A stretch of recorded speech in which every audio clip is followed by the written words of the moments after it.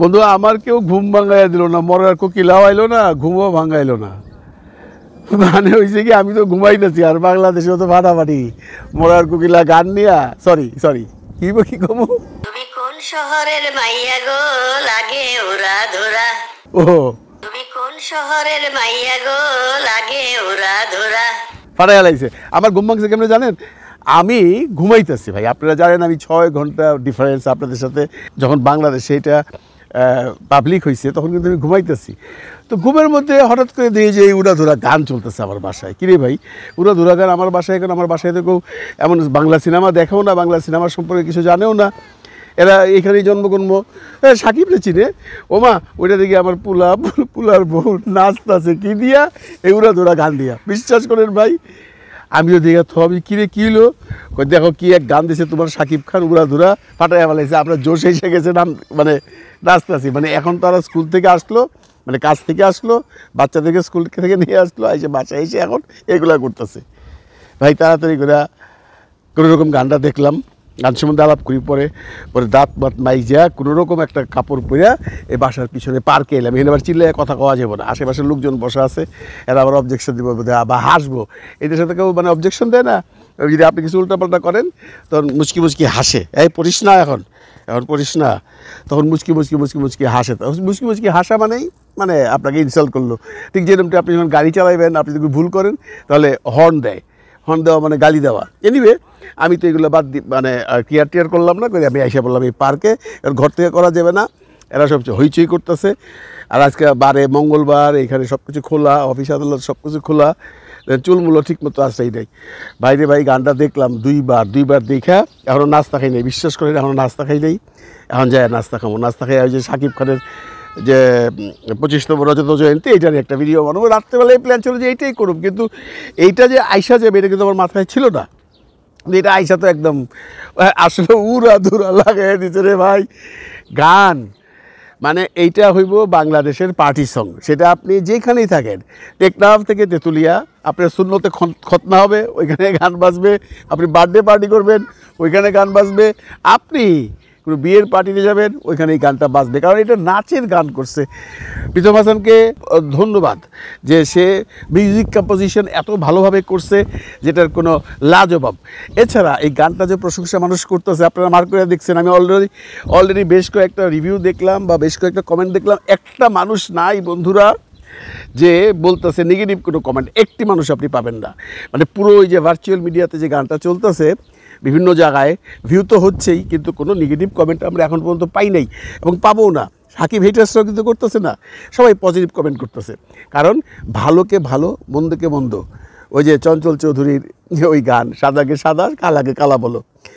বন্ধুরা, গানের কোরিওগ্রাফি অসাধারণ, গানের ফটোগ্রাফি অসাধারণ।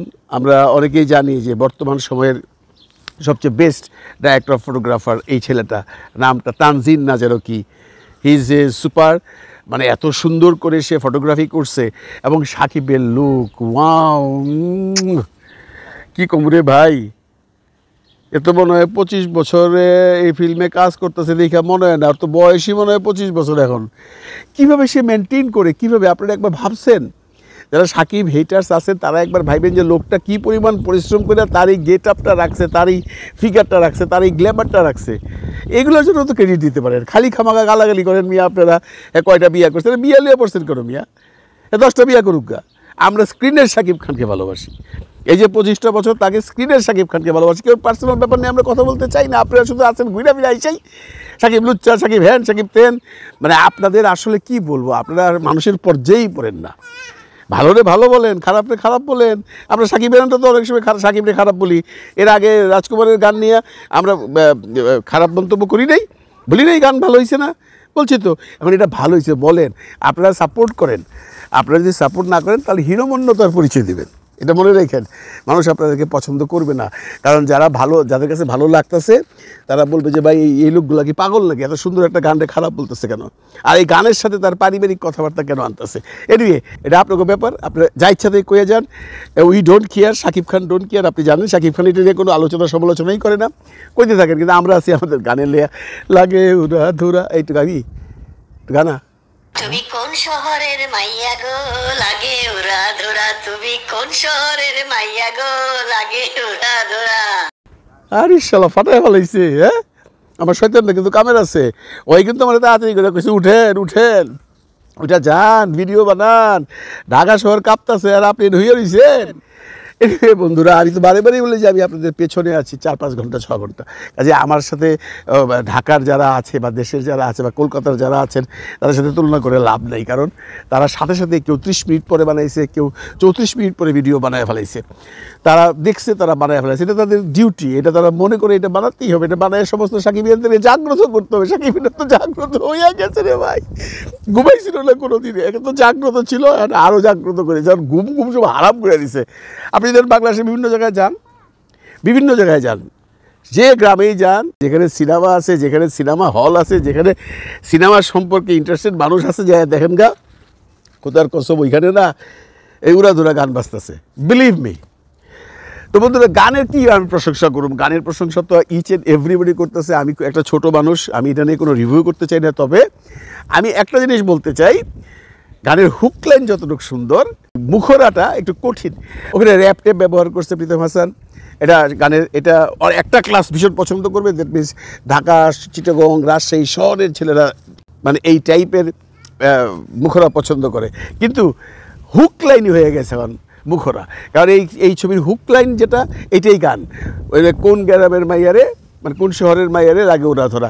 এর আগে যে গানগুলো, যে গানটা দিয়ে ওনারা স্টার্ট করছে, যে ডান্স ফান্স দিয়ে স্টার্ট করছে, যে মুখরাটা ছিল, এটা অ্যাকচুয়ালি এতটুকু মানুষ মনে রাখবে না, কিন্তু শেষ পর্যন্ত শেষ হবে এটা দিয়ে, শুরু হবে এটা দিয়ে, এই 4-6টা লাইন এটা হয়ে যাবে এখন পার্টি সং বাংলাদেশে, আপনারা লেখা রেখা দেন। অসম্ভব সুন্দর লাগছে মিমি চক্রবর্তীকে, ওয়াও, এই বয়স হয়েছে এটাও বোঝা যায় না ভাই। অনেকে বলতেছেন তাকে বলে সেক্সি লাগে নাই, কেন আর কেমনে সেক্সি লাগবো, বুঝলে দেখাইব কী সব কথাবার্তা বলেন। মিমি চক্রবর্তীকে সেক্সি লেগেছে, গ্ল্যামারাস লেগেছে, বিউটিফুল লেগেছে, and her performance was good. সমালোচনা করেন, এই সমস্ত শব্দ ব্যবহার করা দরকার, কেউ ওনাকে সেক্সি লাগে নাই, এটা সেক্সের কথা আসলে করে মানুষ ফিল করতেছে, যাদের সেক্সি লাগার তাদের লাগবে, যাদের কিছু নাই তাদের লাগবে না, হ্যাঁ এটা থাকতে হয় ভিতরে, হ্যাঁ ঠিক আছে, আপনার লাগে নাই আমাদের লাগছে ভাই। মিমি চক্রবর্তী ওয়াও। তারপরে কার কথা বলব, ক্ষণিকের জন্য আসা প্রীতম হাসান, আমি ছেলেটাকে না খুব একটা চিনতাম না, আমি ওর বাবাকে চিনতাম, ওর বাবা খালিদ হাসান মিলু আমার সিনেমাতে গানও গেয়েছে, বেশ কয়েকটা সিনেমাতে গান গেয়েছে, ভালো সম্পর্ক ছিল। তারপরে তো আমি চলে আসছি, সিনেমা বানাই না। ওর বড় ছেলে প্রতীক, আমার ছেলের নামও প্রতীক, সেই হিসাবে একটা সিম্প্যাথি ছিল, কিন্তু এই ছোট ছেলেটা এই প্রীতম, ও যে এত উপরে উঠে গেছে, ও যে এত ট্যালেন্টেড হয়ে গেছে আমার কিন্তু জানা ছিল না ভাই। এবং দেখতে শুনতে হ্যান্ডসাম, মানে বাংলাদেশে আমার মনে ও খুব পরিচিত এবং ও খুব মানে পপুলার, পরিচিত এবং পপুলার মানে জনপ্রিয়। হ্যাঁ কি বলছি, আপনি এনে চিনেন না, হ্যাঁ বাংলাদেশে অনেক জনপ্রিয়, খালি পরিচিত নাই, জনপ্রিয় জনপ্রিয় জনপ্রিয়। হ্যাঁ পরিচিত আর মানে খুব জনপ্রিয়, রাইট, পরিচিত তো অবশ্যই। তো বন্ধুরা আপনারা সবাই সবাইকে ক্রেডিট দিচ্ছেন, cameraman, choreographer, costume designer Shakib Khan, Mimi Chakraborty, আপনারা কেউ ছবির এডিটরকে ক্রেডিট দিচ্ছেন না। এডিটরকে ক্রেডিট দিতে হবে, কারণ এই এডিটর মহোদয় উনি যদি এই এতগুলো শট যখন টেবিলে নিয়ে রাখে, ডিরেক্টর ক্যামেরাম্যান শ্যুট করে দেয়, এগুলোর থেকে বাইচ্ছা বাংলাদেশের মহিলারা দেখেন না, বিভিন্ন রকম জলাশয় থেকে যখন জামাই এতগুলো মাছ ধরে নিয়ে আসে, তখন বাইচ্ছা ভালো ভালো মাছগুলো আলাদা রাখে, খারাপ মাছগুলো ফালাইয়া দেয়। এই এডিটরের কাজ হলো এইটা ভাই, কত কষ্ট যে সে করে, তারে আপনারা ক্রেডিট দেন না, তারে ক্রেডিট দিয়েন, তার একটা বিরাট ক্রেডিট। এই যে শর্টগুলোকে জোড়া দেওয়া, কাইটা এইটা, এটা তো তার মাথার থেকেই আসে। সে জোড়া দেওয়ার পরে মনে করে ডিরেক্টর দেখে একটা দুইটা শর্ট এদিক ওদিক করে, বাট 99% আইডিয়াটা তার। তা আমি আমার তরফ থেকে এডিটর যেই হোক, আমি জানি না কে এই ছবির এডিটর, তাকে আমি একটা ক্রেডিট দিলাম।